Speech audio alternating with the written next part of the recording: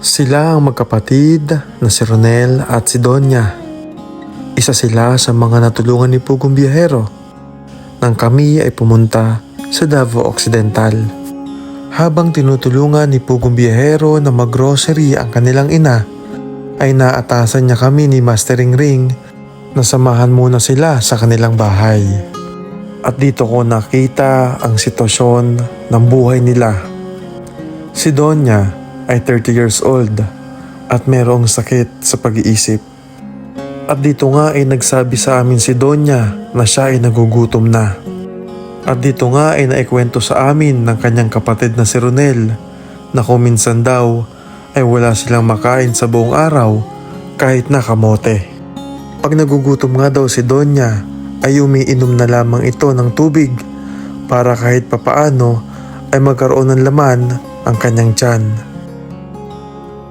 Mga kababayan, ito po ang kwento ng buhay ng magkapatid na si Ronel at si Donya.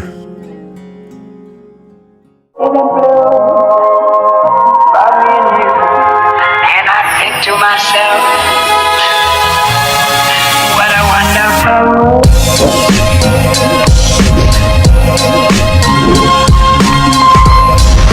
Ang pangalan mo, brother? Ronel po. Ronel. So, kamusta naman ang buhay niyo dito? Hindi mo na kung mayroon trabaho, kung wala. Wala. Ano ang nagiging trabaho mo dito? Kay bunton sa kuan lubi. Upras. May upras. Kuan kong trabaho. Pagka may Pag may trabaho. pag may Na- kopra. pagbas. Oo. Dito lang din sa lupa na ito, sa ibang... Dito po. Dito na po. Lahat po dito ang kuan po. So Lahat nga itong trabaho. tinitirikan ng bahay ninyo, ito ay sa may-ari ng Sa ng may-ari ng mga lubi. Kumbaga kayo ang tagabantay. Ito yung tagabantay. Magkano naman ang kinikita mo sa pagkukopra? Say 200. Ay, pag mahal ang kopra, 250. Ano yun? Gaano kadalas yung kita mo na 200? Yung ba ay araw-araw o lingguhan? Araw-araw nga. Pag umahal, wala na po. Wala ka. Pag minsan daw, araw-araw, pag minsan wala. So hindi palagi. Hindi palagi po. Paano pagka wala? Ano ang... Wala. Wala ka ng wala nang ibang trabaho? Wala rin. So ano ang kinakain nyo dito? Saan kayo nakuha ng pambili ng pagkain ninyo? Meron nabili na kwarta na ipalit. Pero grabe, Pagka may pera. Paano pagka wala? Wala talaga. Wala talaga. Ngayong umaga, meron ba kayong meron kayong pagkain ngayong umaga? Wala po. Wala? Kahit bigas? Paano yun? Pagka ganito, ano ang ginagawa nyo pagka wala kayong makain? Ganito rin. Ganito, wala. Wala kayong kape ngayon? Wala. Kahit wala kayong makakain ngayon? Wala. Kagabi, anong pagkain ninyo? Si yung mama, kuan, trabaho sa gapon. Ito. Muli siya alas 4. Ano po, ganyan, wala siya trabaho.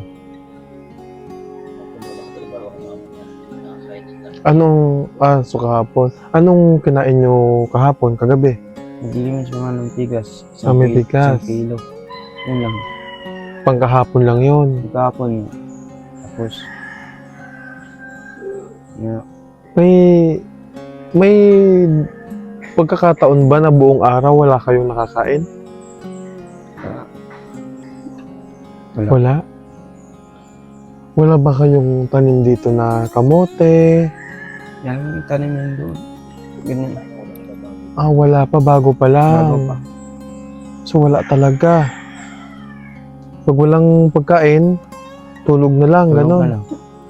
Ano ulit pangalan mo? Ronel. Ronel, ilang taon ka na? 29. 29. So Halos magka-edad po kami. Si ate tubig na. Oo. So, nainom na ng tubig si ate mo. Pagka nagugutom. Hindi ka ba nakapasok sa eskwela? Hindi na po. Ano yung natapos mo? High school? High school lang. Hindi na natapos ang kasi Wala na nang po. pera. Wala nang tatay. Naggastos sa akin, wala na. Pinatuloy. Wala na si papa mo. Patay, papatay na. Wala na. Pasensya na kung tatanungin ko ha. Gaano katagal nang patay si papa mo? Duga ng puto. Tagal na? Ang edad ko, 14. Sobrang tagal na. Duga na siya nawala. So, mahirap. Abroad. Wala. Tagal na. Kuha na sa kuhaan sa Ginoo. Abroad. Kala ko nag-iibang bansa yung papa. Abroad. Kaya tas dito kayo nagluluto. Oo, dyan po. Ito mga kabayan yung nilulutuan nila. Pero wala akong makitang kaldero. Nandito po. Nandiyan dyan. Asan ang kaldero? Nandiyan dyan, oo. Tapos, pwede kong masilip yung loob. Sige. Ito po yung ating, anong pangalan ni ate mo? Dunya po. Ha? Dunya. Donya? Ganda naman ng pangalan. Hello? Magandang umaga. Ilan taon na si ate mo? 30. 30? Magkasunod lang kayo ng Kasunod. edad. Tubig lang po yung tubig lang yung, siguro pag nagugutom, tubig lang yung para magkalaman-laan ng kaunti. Kung mapapansin nyo po, yung ate niya, na si Donya, ay meron pong kapansanan, sa pag-iisip po. Si ate mo ba ay matagal ng ganyan? May diferensya sa utak niya. Matagal na siyang Matagal na niya. ganyan. Itong bahay ninyo, sino ang gumawa nito? Yung anak namin. Kamag-anak ninyo? Buhatan eh. Parinte na mo nagbuhat. Ang gumawa. Pansin ko kasi ito na, may mga butas na. Lumaan ito. Lumaan na. Tapos, meron ng malaking butas doon sa taas. Paano pag umuulan? Katulad nung kagabi. Ganyan yun. Saan kayo napwesto pag naulan? Diyan. Sa gilid. Gilid. Paano yung pag nabutas yung bubong? Ikaw ang nagpapalit? Oo. May nakita kasi kami dito na yun nakasako. Kayo ba nagawa niyan? Tapos yun ang pang ninyo? Yung taplak ninyo. Ang taplak. Bukod sa pagkukopra, wala ka na bang ibang wala ka nang ibang trabaho? Halimbawa, sideline, para kahit papaano ay meron kang pagkakitaan. Meron po. Sidlayan lang. Ano yung mga sideline mo? Yung hagbas bitaw kuhan. Habas. Sagbot. Parang hurnal, gano'n. Murnal. Oo. Yan ang Kaya sidlayan. lang, hindi rin palagi. Hindi rin palagi. Katulad po nito mga kabayan, walang pagkain sila ngayon. Pero, dito po kasi, nandito kami ngayon, at kasama po namin si Pugong Biyahero. Sinama po ni Pugong Biyahero yung nanay nila para mag-grocery. So, bibili sila ng pagkain nila. Kung hindi dumating si Pugong Biyahero ngayon, paano ang buong araw? Ano ang kukuning pagkain? Wala po. Wala. Salamat naman sa kanya. Na punta sila dito. Bahay namin. So, para may makain. So, paano nga kaya kung hindi tayo na dito? Kaya si ate panahirap. Oo. Pero si ate mo, nakakausap naman ng Hindi din. Hindi pa rin. Saka ang isa ho dito pala, mahirap din magtrabaho na kayong dalawa sabay ni nanay mo. Kasi kailangan may magbabantay kay ate mo. Oo. Yun ang isa. Hindi siya pwedeng iwan dito. Hindi po. Kasi kung may silayan ako, hindi siya pwede maiwan dito kasi alam mo, yung mga taong yung ano, yung pumasok yun dito sa bahay, maiwan ng magulang ko dito. Kasi maano-ano na ito sa bahay. Oo. Yung mga loko-loko nga tao. Si nanay mo ilang taon na? 16 na po. 16 na, so senior na si nanay.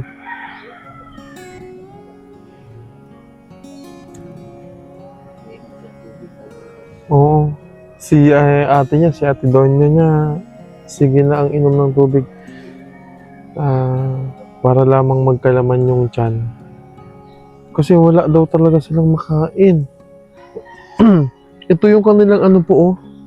Ito yung kanilang pinakakusina, kaya lang parang hindi na rin na nagagamit. Hindi magamit. Tapos meron lang silang konting tawag dito. Kung sa amin ito sa probinsya, tungko o kaya abuhan. Abuhan. Buwan na sa Bisaya po. Abuhan. O sa amin. Abuhan din pala sa ano. Tingnan niyo po yung mga kababayo, yung kabuuan ng bahay nila. Ito na po yun. Pag open na ito na yung kanilang pinakakusina. Ikutin lang namin ha. Oh, sige. Oh, ito na po yun. May ano sa Bisaya ang aso? Iro. Oh, ito po yung bahay. Nilagyan lang nila dito ng sako. Tapos butas na rin dito kasi matagal na rin ito oh. Hindi ako lumapit kasi may aso kasi kanina pagdating namin tinatahulan kami. Yan. Ito. Tas dito ka nagkokopra Dito ko nagpupras. sa mga nyuga na ito. Hindi naman palaging may kopra. So hihintayin pa ulit yan na Puntahan niyo may maging magulang, maging nyog. yung may lain siya. Oo. Ang araw, 200 araw. Tapos hindi palagi yun na gano'n. Lagi po. Wala rin kasi silang tanim na no. May tanim sila ditong konti. Sa inyo ba yung mga gabi na yan?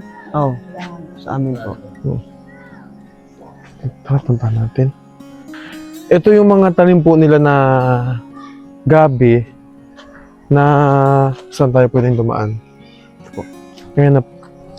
Kaya lang, hindi pa rin talaga kasi maliit pa. Maliit po. O ito yung pagkukunan nila pagka tas may mga, may talbos sila ng kamote. Pero dati ito tinataniman nyo na. Oo. Dito ako yung nakuha ng kaya lang, maliit pa Ano po ba itong kamote na ito?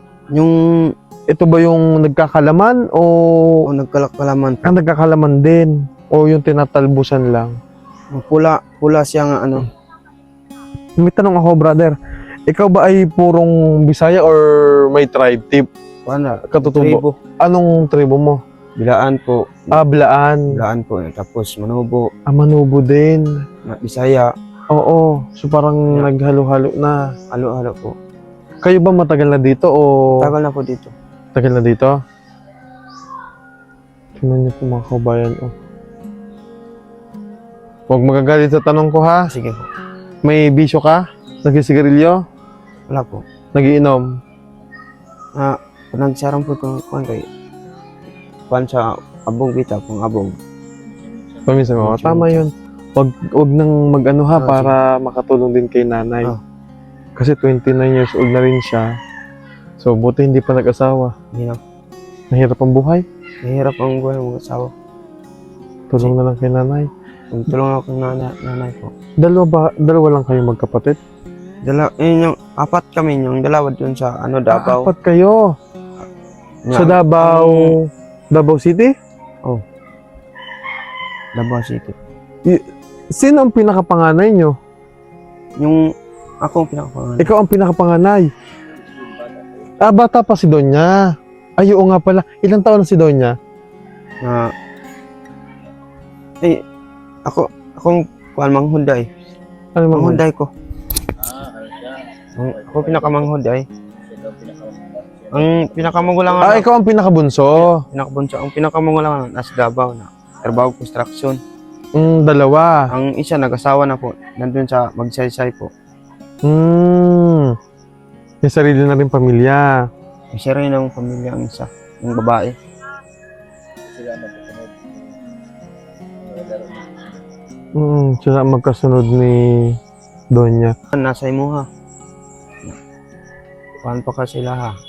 Ang iniisip ko po ngayon, yung sinabi niya kasi kanina na talagang wala silang pagkain ngayon. Paano ano sana ang pwede mong gawin ngayong araw na to para magkaroon kayo ng pagkain? Mangita, sidlayan ta, mangita og sidlayan. Niabot man mo. Salamat. Ng paraan. Maghanap siya ng paraan. Para mayroong makakain. Tama yun ha. Pagka walang makain, Hindi anak ng paraan po. oo, bawa din si nanay mo. Nakita kasi namin matandaan na tulungan, ha? Kasi talagang maswerte lang din po tayo. Dinala tayo ng Panginoon din dito at may mga tao din nagturo. Kasama po namin kanina si Ralph, si Rebecca at syempre si Master Ring po na naghahawak po ngayon ng camera at translator din natin. Dinala po tayo dito at ayun nga, binalikan natin kasama si Pugong Biyahero at inalam ang kwento ng buhay nila.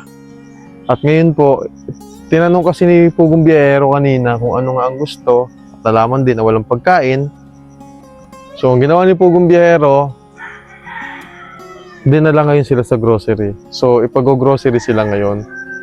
Kasi kung mahirap din, ngayon naunawaan ko na din na mahirap nga ding aalis talaga ng bahay. Kasi may kasama sila sa bahay, yung kanilang kapatid, na may kapansanan.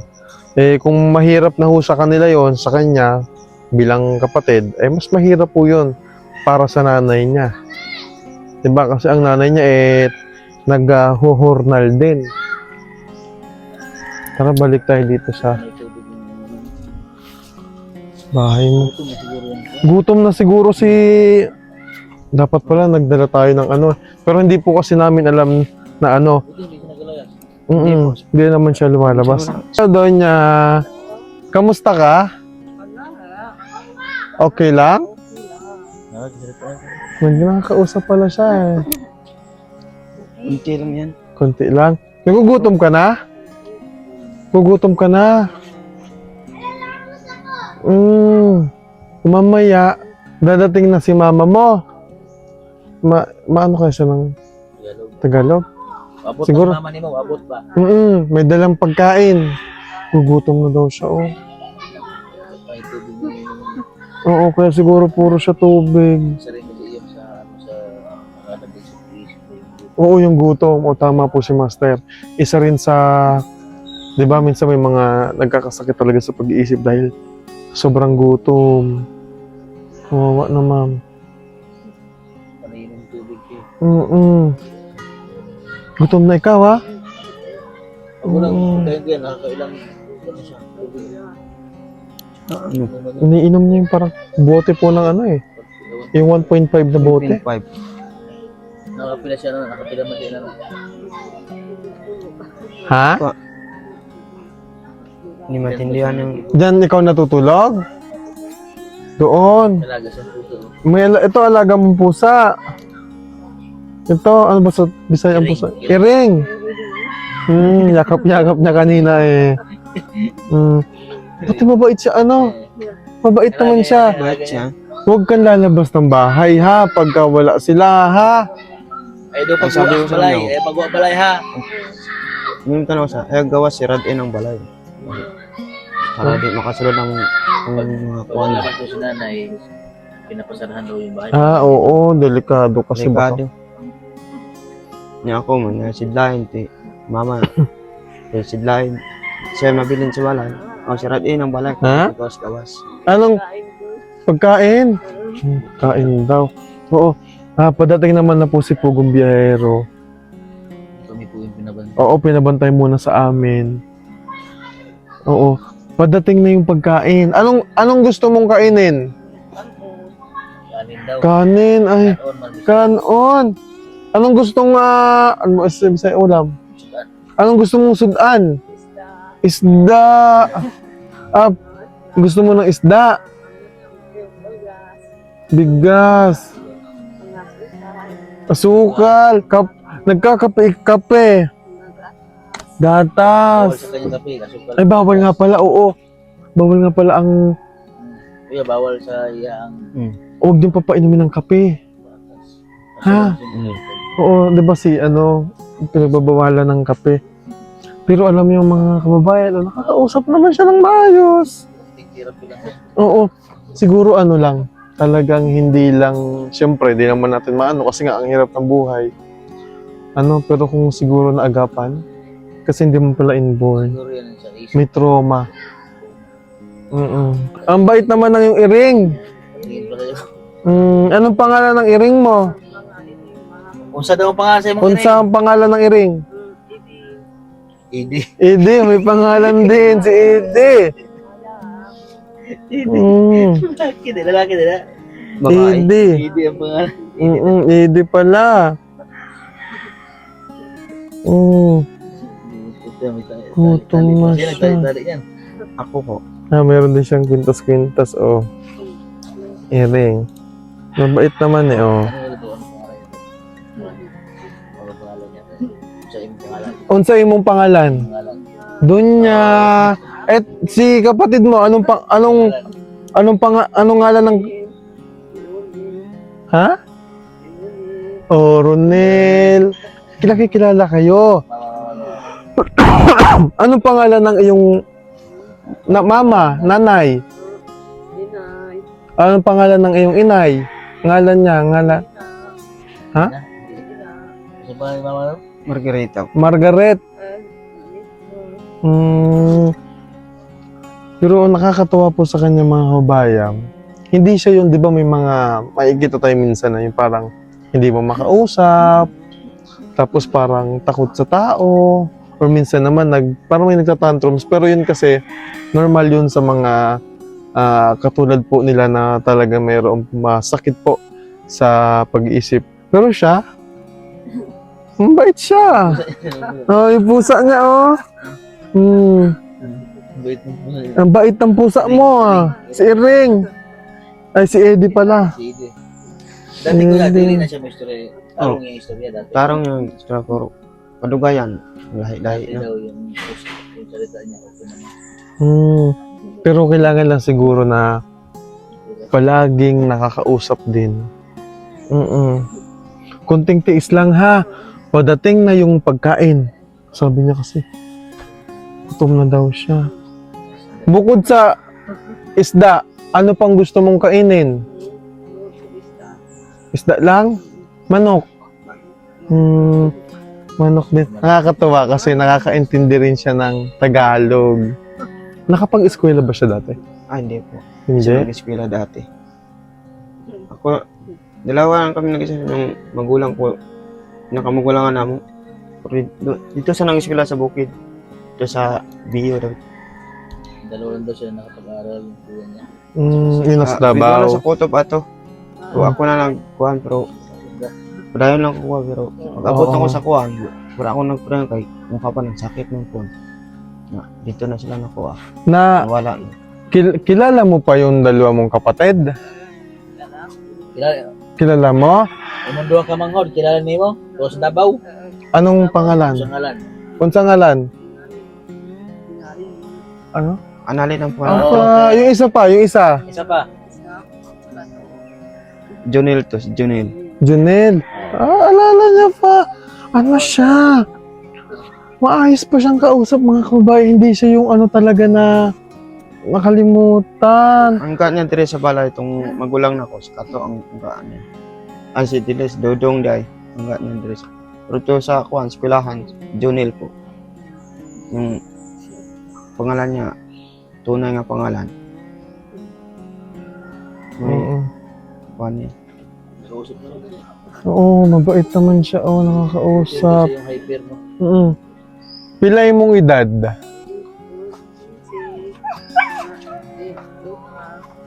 Ha? Pila ka daw ka tuig. Pila yung... Ha? Imong edad ba? Pila na imong edad? Unom. Hindi na yan ba? Yeah, bawaan ang edad. 30 ka na daw, 30. Ikaw, 30?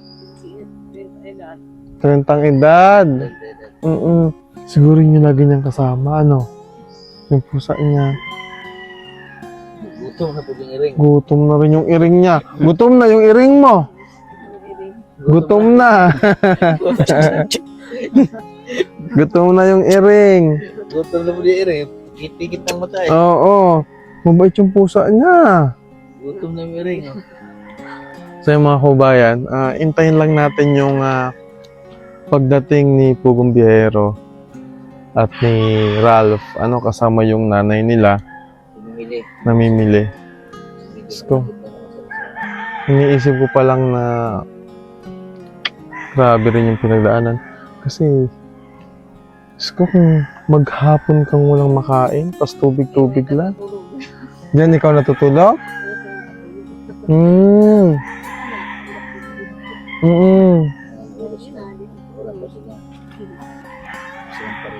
Buti, maaga tayong pumunta dito. Alas 6 ba? Hindi alas 5 pa lang. Mag-alas 6.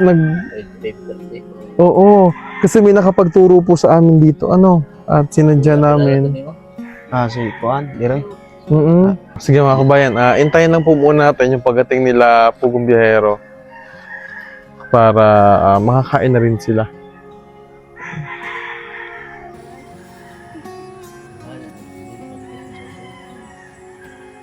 Magpaparikit ikaw? Pag natingmaman niya, puro ang tubig.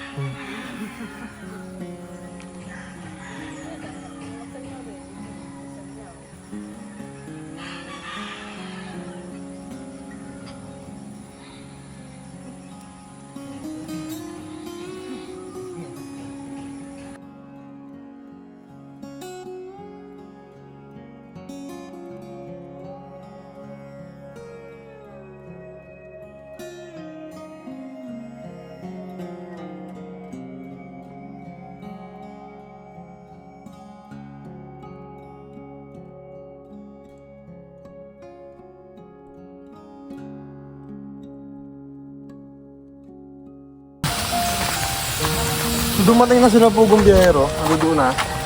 At nakapag-grocery na sila. Kukunin lang namin ni Master yung pinamili nila. Doon sa tricycle. Ang maganda lang po dito mga kabayan, yung lugar kung saan kami nagtitigil, medyo malapit. At yung mga grocery dito, may kalapitan lamang. Tutulungan natin sila. Buhat-buhat na ni Ralph kanina yung Bigas. bigas, saka pa isang box. At itlog. Itlog pa. Hindi magpapakita. Tutulong tayo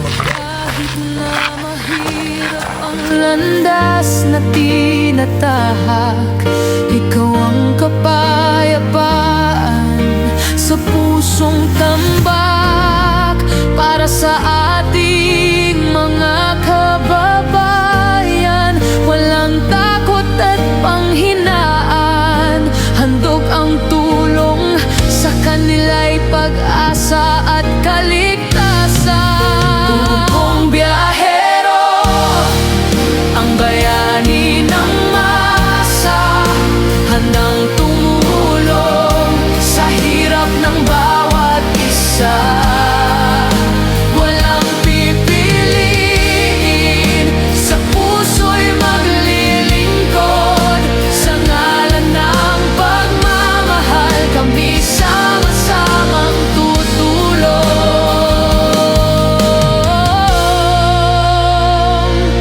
Habang sila'y nanabig